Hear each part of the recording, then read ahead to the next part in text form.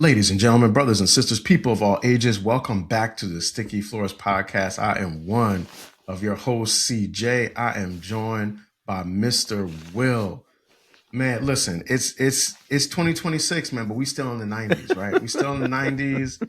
We still in the streets. You know, today we're doing Fresh, the 1994 classic.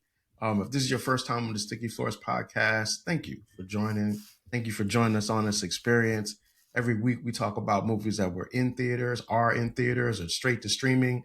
This week we're doing something that hasn't been around in a while, but it's going to be a good conversation regardless. As always, I'm joined by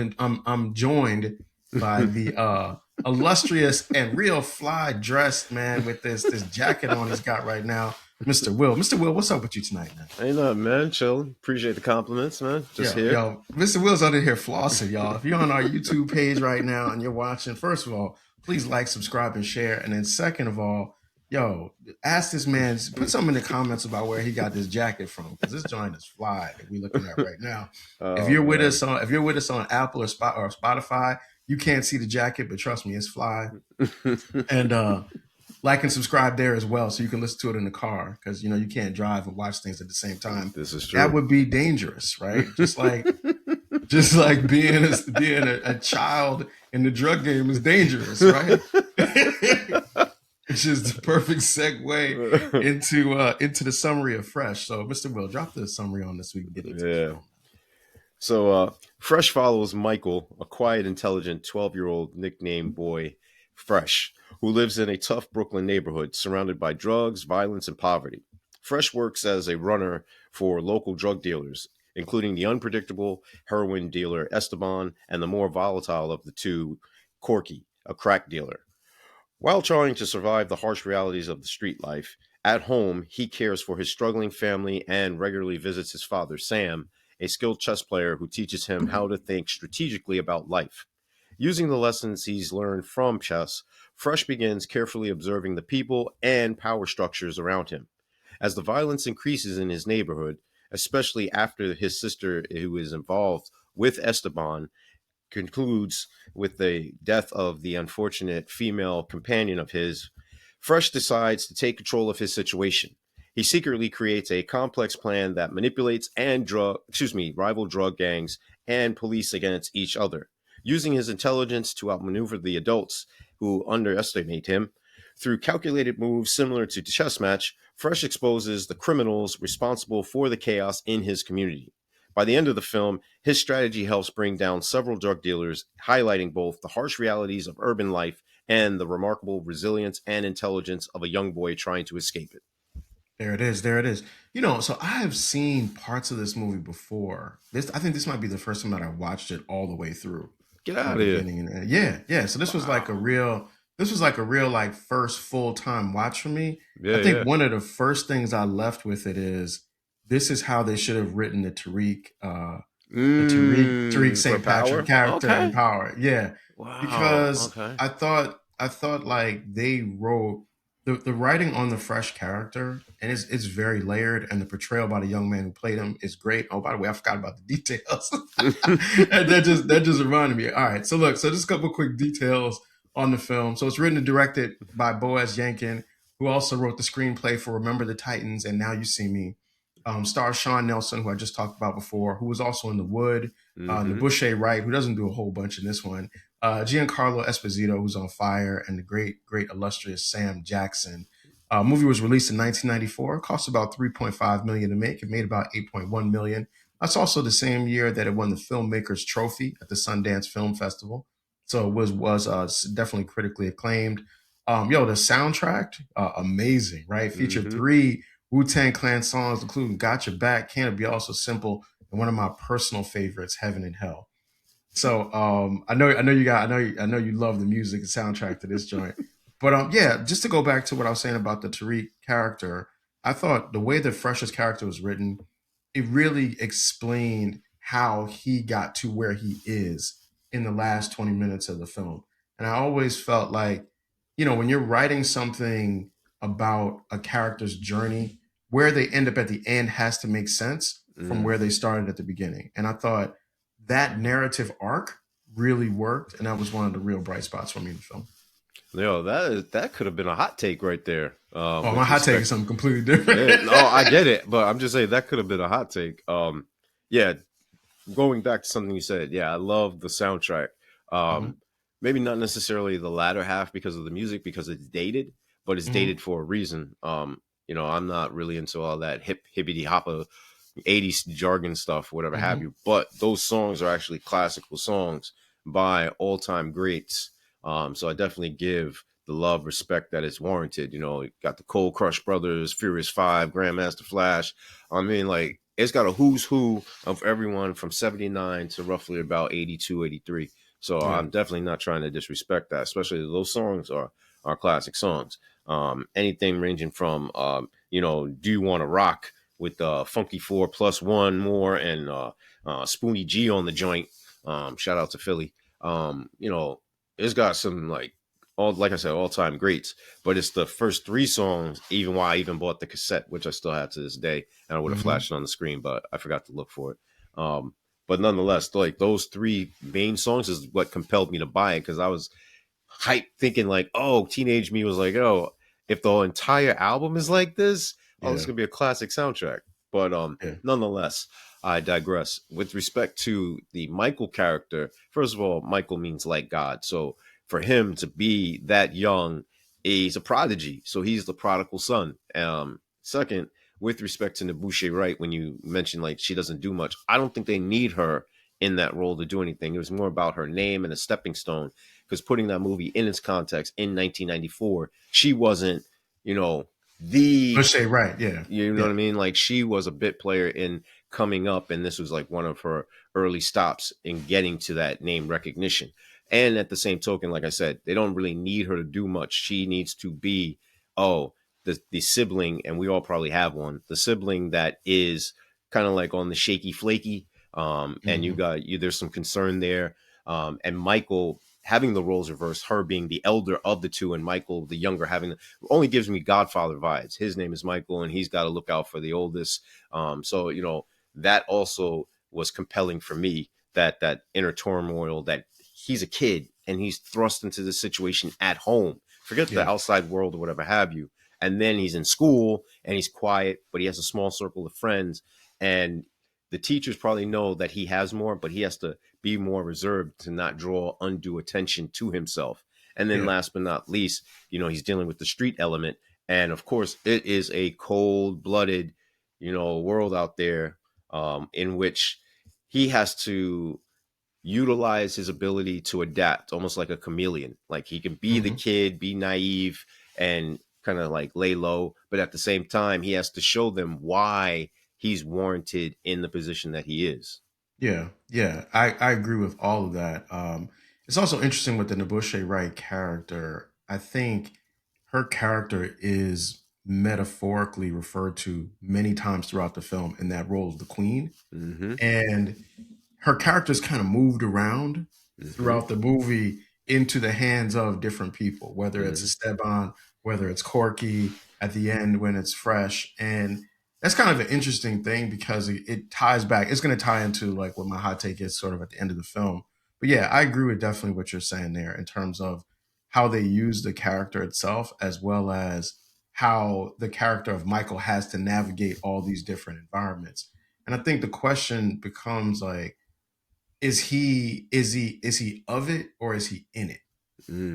Like by the end of it, you know what I mean? Or has he been in it so long that now he is it? You know what I mean? Like Mm-hmm. now he is that person. I think if I tie it back to the Tariq St. Patrick part, I never really bought Tariq's character as being like in that world like that. Mm. Fresh is in that world. Like Fresh, by the end of Yeah. this joint, Fresh is absolutely a gangster.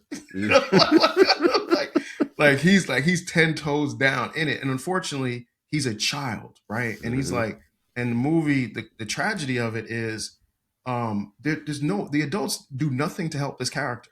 No, They're why not. would they They're not.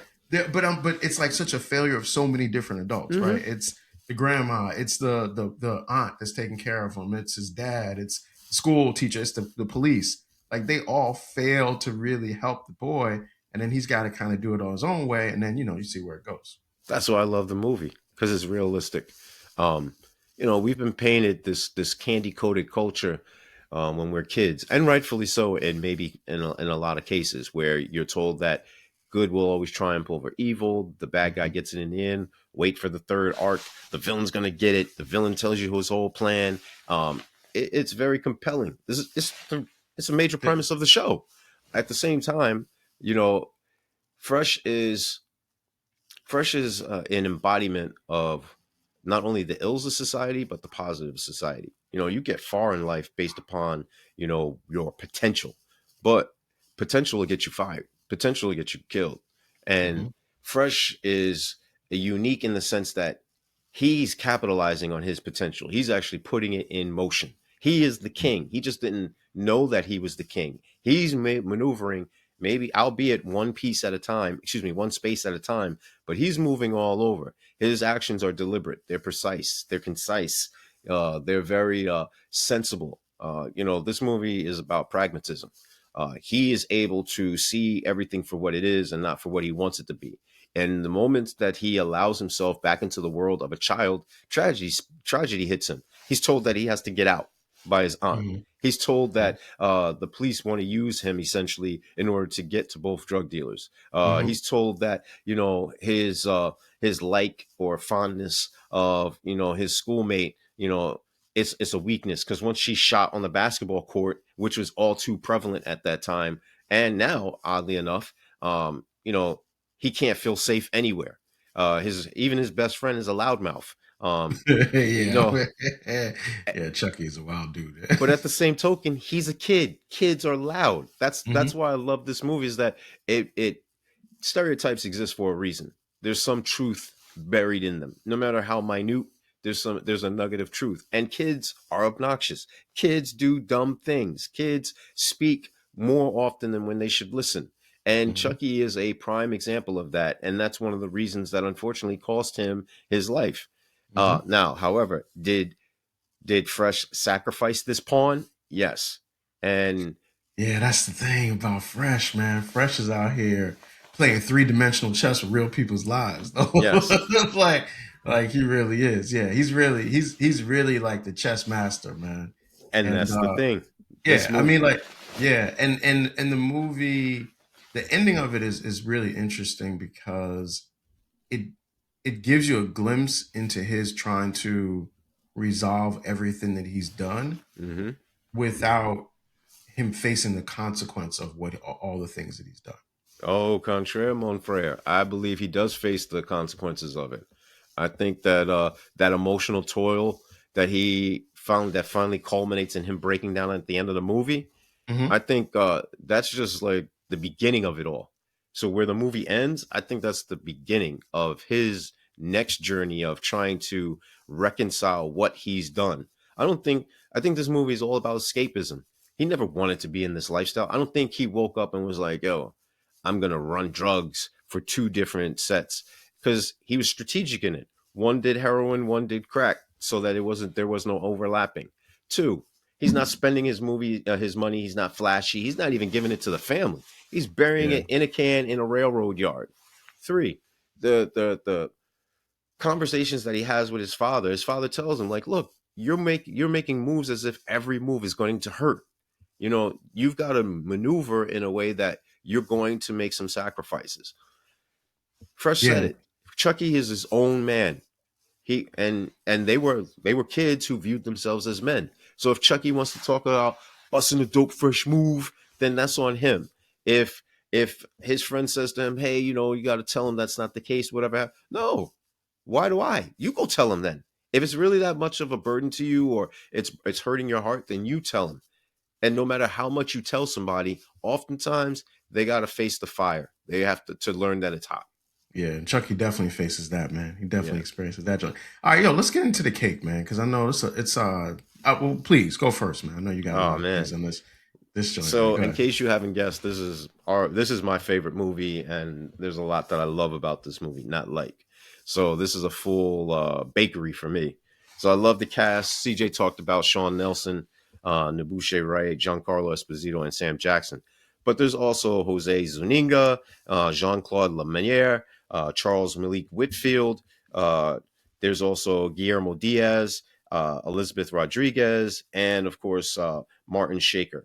Now, if you've heard of these names, that's because Guillermo Diaz, for example, is from the Chappelle Show and Half Baked. Yep. Yep. Elizabeth Rodriguez, speaking of power, that's Angela's sister. Um, there's also Martin Shaker, great actor who was in everything from Kojak. That's an old TV show for you young viewers and listeners who you rocked a bald head, Telly Savalas, rest in power. He was Hmm. also in Saturday Night Fever. Again, that's a dance show movie or whatever about John Travolta being basically a young, carefree disco dancer. And then, of course, LA Law and the original Equalizer from TV on Channel 2, CBS, and then Invasion USA with Chuck Norris. And then, as I also mentioned, I love the themes about this movie: survival, loss of innocence, strategic intelligence, and the desperate environment that we find our characters in. I love the plot. This includes the manipulation of the drug dealers by Fresh, along with the corrupt cop, which leads to a violent climax. And I love that scene where he just hops on the roof, the hood of the car to ensure like he's really about it right now. Like before, it was him being a little bit like, I don't know, looking for his way to jump in the jump rope, the double Dutch joint. But no, this time he's eating his popcorn and he's sitting there making sure that everything is done because he recognizes I have everything to lose and everything to gain. So I got to ensure that this is done right. And then, of course, there's the successful escapes of him dealing with Corky and his violent temperament, and Jake getting whipped with a chain. Now, I'm not into gratuitous violence, but the fact that here's Jake, this rough, tough guy who was bullying Fresh at every moment that he could getting his Hmm. comeuppance through Corky. I love that means by which Fresh was able to utilize the people around him in order to exact his revenge. Hmm. Vengeance rather. And then last but not least, just the depiction. It's very realistic. There's no sensationalized depictions of the 1980s New York crack epidemic. But at the same token, there are remnants of what was going on, whether it be crack vials found on playgrounds, individuals sitting on corners, and you see a group of men that obviously have no business to be in that particular environment during those particular hours. It's not the sensationalism, it's the more of the realism that really drew me to this movie. There it is. There it is.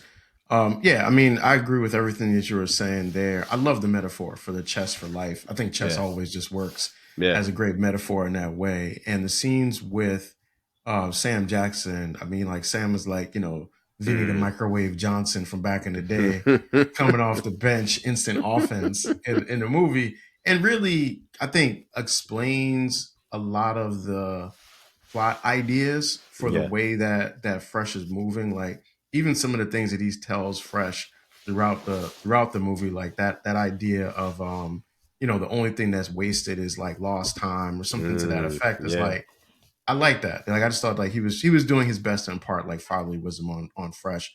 As I said, the young man who played Fresh, I thought that he was great in the film. And I think this is the first time we did something with Giancarlo Esposito in it. Yeah, which is Man, surprising. right, which is, man, he's eating every scene that he was Hmm. in, man. Just a really an actor's actor. Just he's been in so many things. I was just thinking about all the List. Spike Lee joints that I've seen him in, going all the way back to school days. It's like the first thing I really remember seeing him in. Yeah. It was just great to see him here. He's doing his thing. So yeah, definitely a lot of cake for this movie. And then into the hate. I know you said you don't have anything for this Nah. joint. All right, so I got a couple of quick things, and some of it is like I get it; it's supposed to be that way.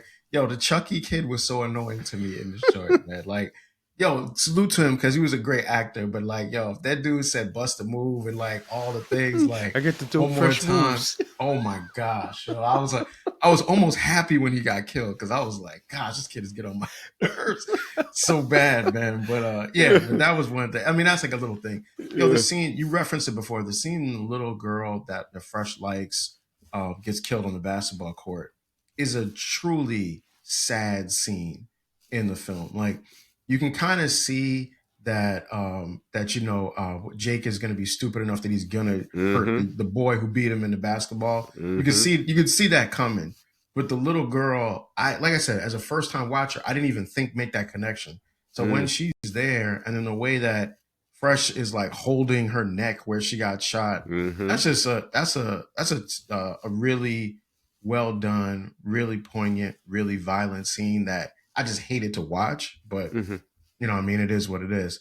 And then you mentioned it before with Corky and Jake. So I didn't like Jake's character, and I really wanted to. Jake's character deserved an on-screen death. You're not Like supposed to like him though, man. I know, but because of that, I wanted his death. I want to see him get killed in this film. Like him getting whipped with the chain by Corky. Like, all right, that's You cool. my number one guy. Yeah, I mean, like for that scene, I'm like Fresh, where I took out my candy bar. Like, all right, cool. Let me see the rest of what's going to happen now. And then I didn't see it. I didn't really dig that too much.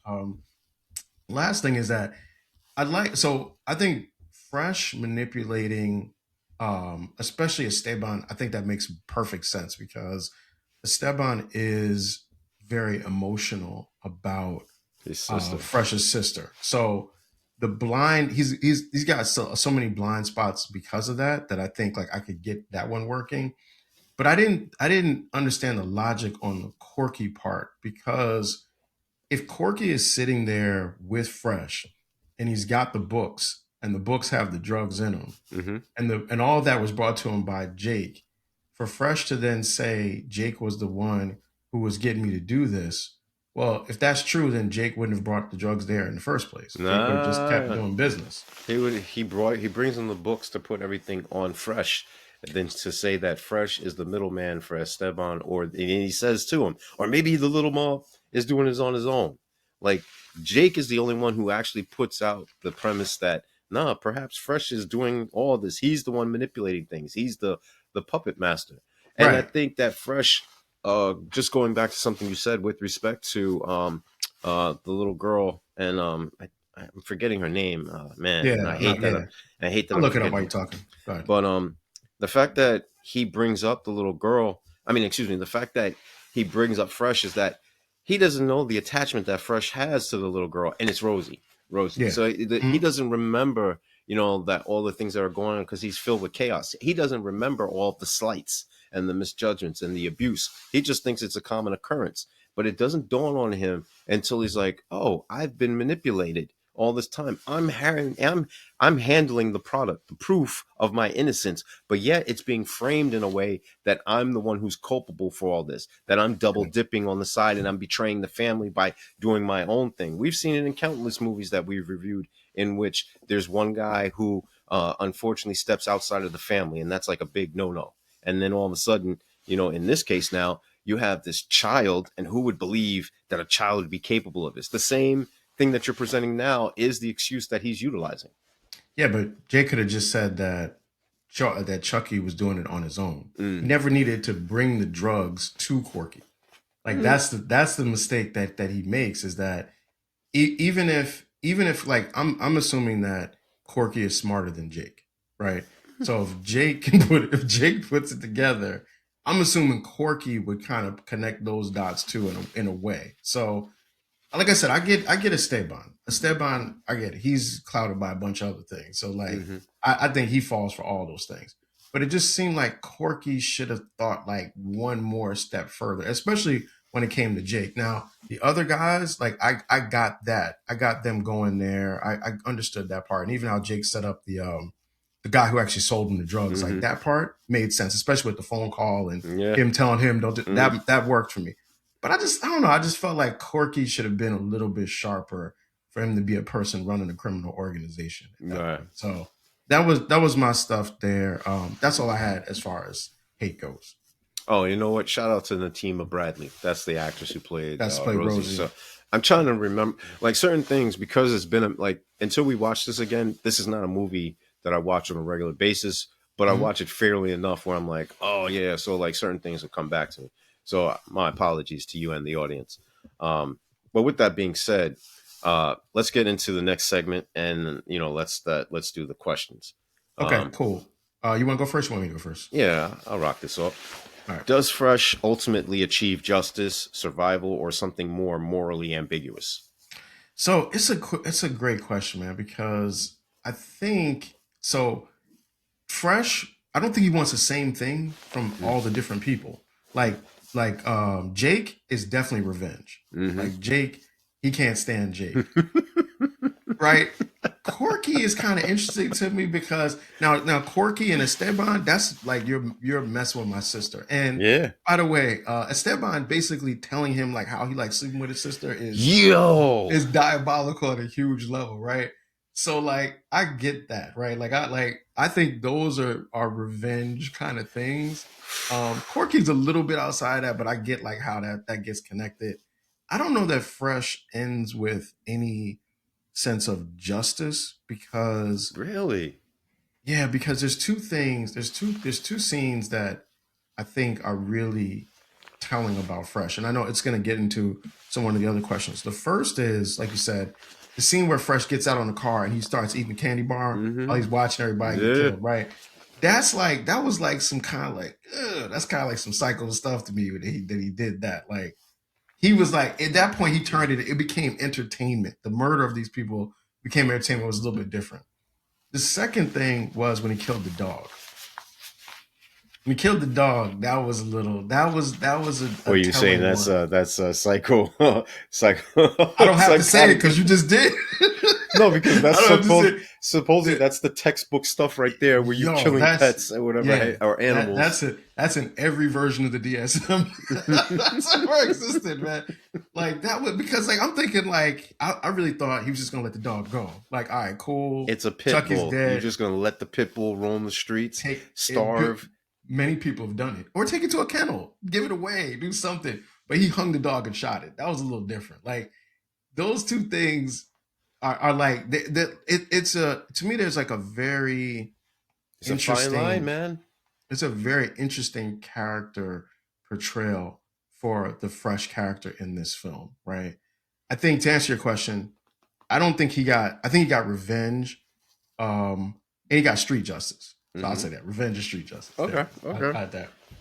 Is Fresh a hero, an anti-hero, or simply a survivor? Yo, Fresh is the biggest gangster in the film, man. He's the biggest gangster in the film. I mean, Fresh at the end, Fresh had first of all, Fresh is like destroyed most of the drug business in Brooklyn by the end of, by the end of the film. He really has. He's gotten the distributor. He's gotten two of the dealers. A bunch of people in the organization. A bunch of people are killed. Esteban's two guys are on the run. If Esteban doesn't call them and they come back and kill Fresh's grandmother and all those other kids in that house, which they probably are.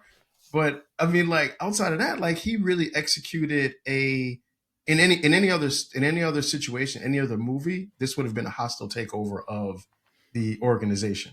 But because he's Well, young, that's that's not what he power right wanted. there. Yeah, that is. Yeah, but you can't do that to ghosts. But anyway, yeah, I think like I can't characterize him as a hero. You know what I would say to your question? He's a victim, man. Mm. He's a victim because so many people that were supposed to take care of him and his sister failed him, and they left him to try to solve situations from his means, and that's what you got in the end. That's a dope answer. Yo. I appreciate you going left when all the other they're like go right, go right. Simultaneously, it's not lost upon me, as I'm sure you, that we kind of see that going on right now. This failure of these complex systems, Oh, it's no question. and No question. us, Yeah. the populace. But with that being said, is Fresh's final emotional breakdown the film's most important moment? It's a very telling one. I think the thing that's just always going to stick with me is probably the dog. Mm. That's probably the one that's going to stick with me because it's almost like there's so many implications for that scene that it makes you wonder what the director and writer and director was trying to get across with that scene. Because Fresh is not emotional about Chucky's death. Hmm. He's not emotional about the death at the time of all of these men that he's essentially been around for quite some time. And, Hmm. you know, Esteban is kind of a rat, you know what I mean? So I get that. But it seems like and Dave is a jerk, but I never really saw Corky as being foul to Fresh in any way. Was he? Did I miss something? Like did he what did he do? Spotty mother and all these other nasty names, and Yeah, then all of a sudden he paid him punking when him Dave every ripped time, he punking paid him him. when Dave ripped him off. I mean, at the same token, he was fearful of this guy the entire time. So the intimidation, Yeah, and I got you. and Yeah, I got and you. even if you cast all those things aside, he had to go. He was an enforcer at the end of the day. So there Yeah, can't be any type of love or tenderness whatsoever. Like this guy was a threat. Eventually, this guy would have come after him once he recognized that Corky everything's was done. Yeah, that's true. terminated. Yeah, so That's true. That's there's true. no love there. And I would liken that to the dog. Chucky's gone. The only reason why the dog was around because of Chucky. The dog Hmm. couldn't go. He couldn't bring the dog back to whomever, his parents or whatever have you. And he couldn't have the dog with him. So there was nowhere for him to go. This idea that we can just Wait, drop it off to a kennel. what about a kennel though? I was We going to taking say the this dog to a idea kennel. of dropping it off to a kennel or this, that, and the third. Where'd you get the dog from? Why are you dropping the dog off? Where's your parents? It's too many questions. It's too Hey, many questions. you taking the dog or not? You taking No, the dog or it's not, too man? many Like, questions. I'm telling you, there's too. I've been to kennels as a viewer, and I'm telling you right now, the audience that is, it's too many questions. He doesn't want too many eyes on him, and I believe that the dog represents him closing that chapter on his life where he has to desensitize himself from the loss of all these people, especially Chucky. He has to say, "All right, you know what? This is the moment where I turn the page where like now I have to do adult things and I got to get my hands bloody. I got to get my hands dirty. I got to be involved now. Doesn't mean that I'm going to go out here on a rampage and killing people, but I got to put this nail in the coffin. That shows like if it but the dog is innocent though. The dog is is it not. though, it's a pit bull. But But the maybe it's dog is because I don't innocent like though. animals and I don't like dogs. So Okay, but you have to admit though that killing an animal is wrong, right? That's not a debatable thing. Like the dog, I, so the dog it's no threat to him. It's his dog. that wasn't his It's dog. his dog. It's his dog. He killed a dog, man. I get it. Like I'm this not. Look, like this this. is not about Michael Vick or anything like that. Hey, and AC, what's the name of the organization for animals, humane animal? Look, I'm not out Peter. here. Wait, Yeah, it's not Peter. Wait, what is no, what is yeah, it? yeah, People it's get something else. Like, no, something like that. Yeah. yeah, Please, I'm not yeah. out here advocating. So let's pump the brakes on that. Okay, I'm just okay, saying, okay. in this movie, I believe that this dog represents something bigger than just being a dog. And the same caption that they put at the end of the movie, no animals were hurt in the filming of this. They had to Yo, tell you. Yeah, they had to tell you because let them know. yeah, because that's like I said, that's in every version of DSM. You're killing anything like you're like, okay, that's psychopathic behavior. All right, what's the next thing? Or is it me? I'm up. Yeah. Yeah. All right, first question. Yo, what do the so there's a couple of scenes in the beginning where he's like kind of like on he's like by train tracks, so he's like seeing Yeah. images of train tracks. Mhm. What do you think the train tracks are symbolizing? I love this. It reminds me of Clockers, where he has Okay. the trains and stuff. Trains represent freedom, movement, going forward, the strength, the power of a train. It's not coincidental when they talk about Superman, powerful and faster than a locomotive. Like Mm-hmm. these things represent getting from one end to another. It's linear, like it's a straight path forward. And I think these things are all appealing to Fresh because they are not only representative of something bigger, but the possibilities are endless. There it is. So speaking of Fresh, so what becomes of Fresh when he becomes a teenager or an adult, like as he gets older? Wow, I'd like to think that he gets his happily ever after, where he's a well adjusted young man who is able to put that stuff behind him and say, hey, to his young son, I had to do all this in order to come up.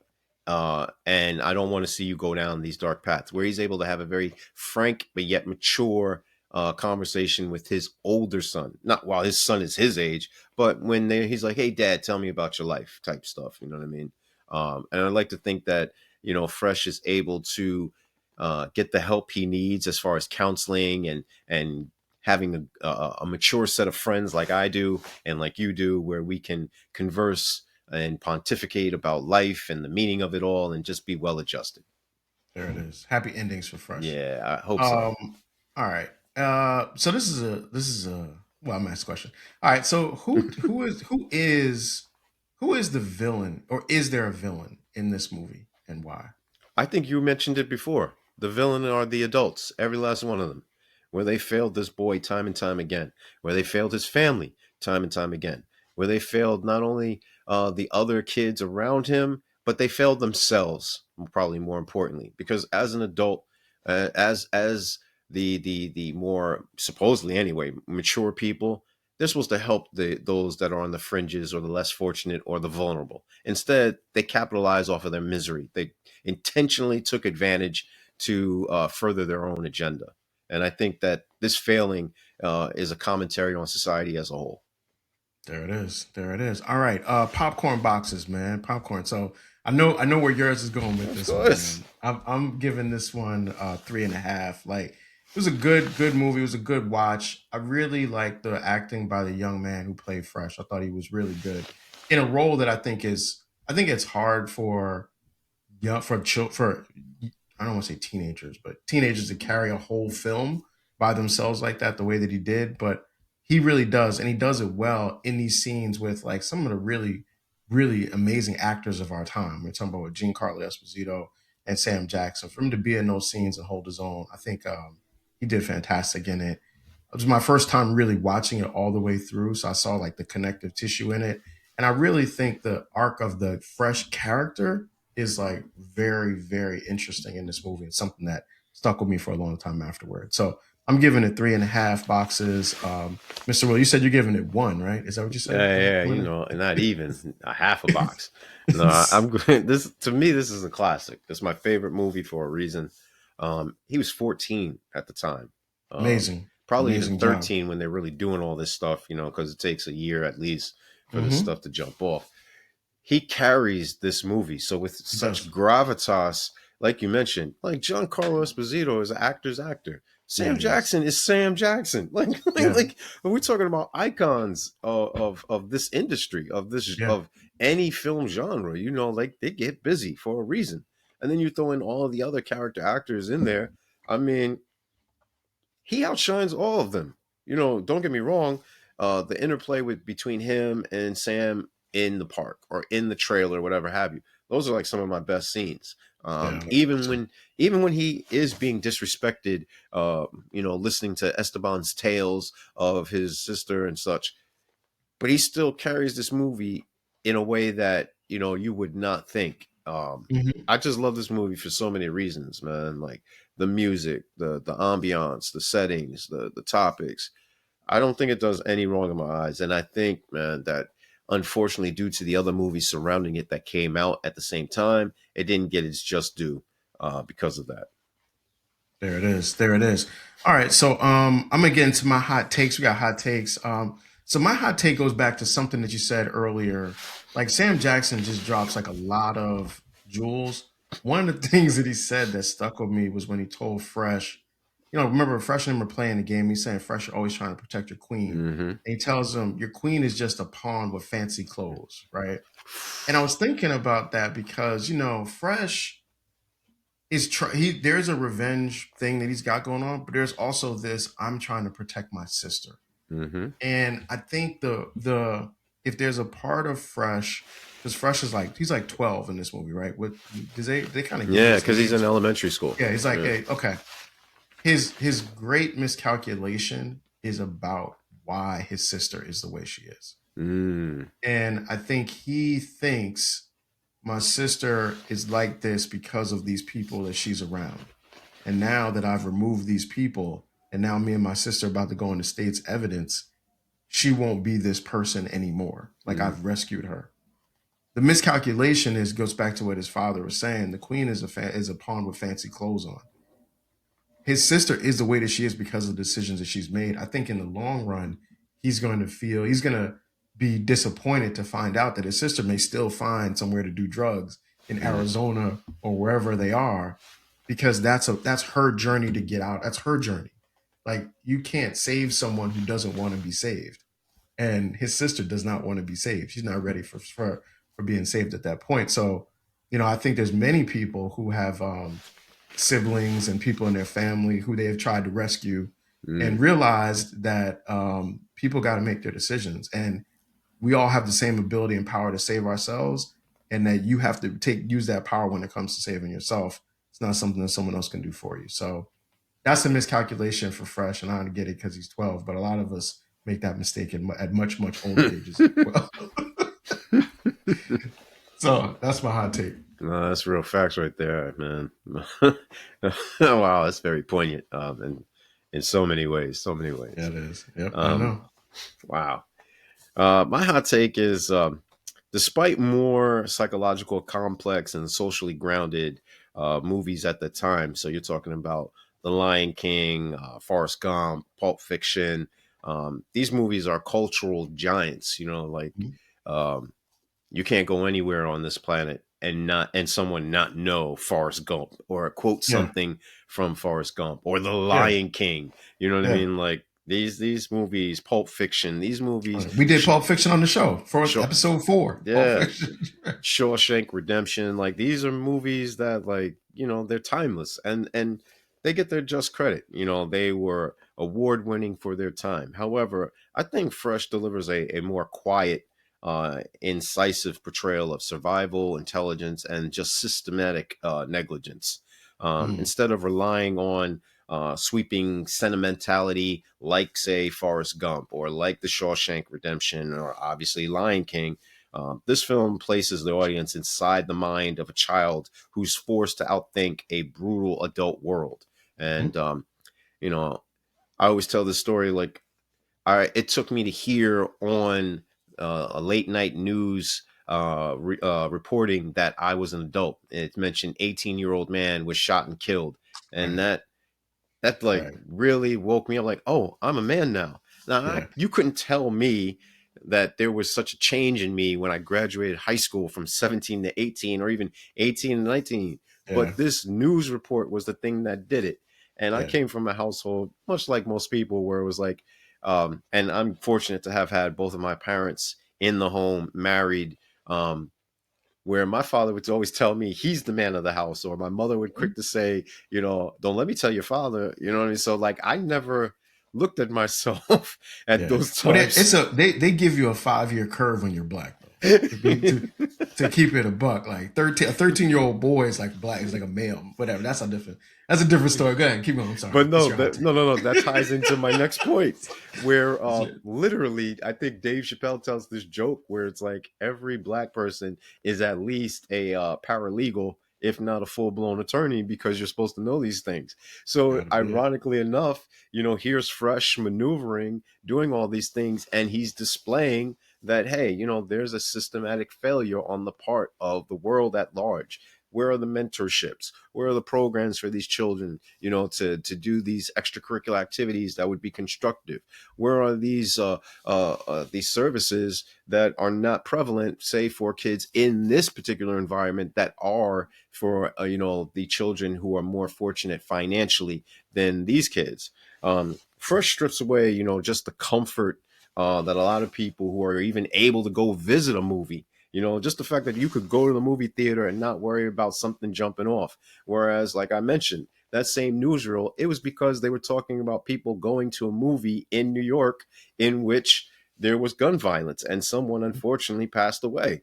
You know, Forrest Gump tells the story of American fiction, excuse me, American history. Man, was that a Freudian slip?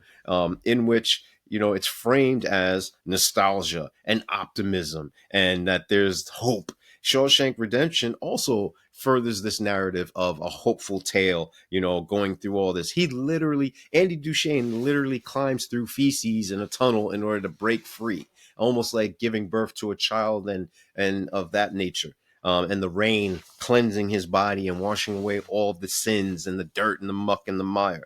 You know, but by contrast, you know, Fresh refuses that comfort. It forces the audience to have to confront how a 12-year-old boy must adapt the logic of a chess master. You know, that's why we marvel over Bobby Fischer. You know, Pulp Fiction glamorizes the drugs and the violence. I mean, we literally talked about Uma Thurman dancing with John Travolta, and then all of a sudden she has that cardiac arrest and he sticks a needle in her chest to revive Hmm. her, you know, and then that's one of the scenes that everyone talks about. But yet, in that same movie, it uses stylized coolness in order to get across the movie, excuse me, in order to get across the dark humor of the movie. While as Fresh achieves this through tension, where Fresh utilizes this and tries to get through and achieve the tension that it's talking about through silence, restraint, and just that psychological strategy. So unlike the many celebrated movies that I've highlighted that came out in 94, ironically enough, that are resolving their conflicts with a triumph and a rebirth. Fresh doesn't do that. It gives the audience the discomfort, the displacement of like, hey, what's going on here? And then yet it's reflective, and it talks about the willingness to prioritize realism and moral complexity over just mere spectacle. There it is. There it is, man. So in 1994, you had The Lion King, Mm-hmm. Shawshank Redemption, Pulp Fiction, and what was the other one that you mentioned? And Fresh, For- and what was the other one? Forrest Gump. And Forrest Gump. Wow, that's a hell of a year of movies, And that's man. just those that I chose to highlight. Right, Yeah. that's a hell of a year, right? All right, so there it is, man. Look, so for Sticky Floors podcast, you get a history lesson. You know what I mean? With your hot take, man.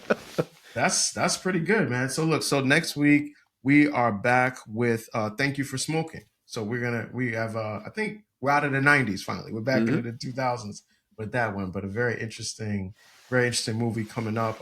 Once again, Sticky Floors podcast available wherever you get your podcasts. We're on Apple Podcasts, we're on Spotify Podcasts, we're on YouTube Podcasts. We want you to like, subscribe, share, see Mr. Will's jacket, and you want to join us, you want to connect with us on Threads or Facebook or X. We're also on there to continue the conversation. We'll see you next week.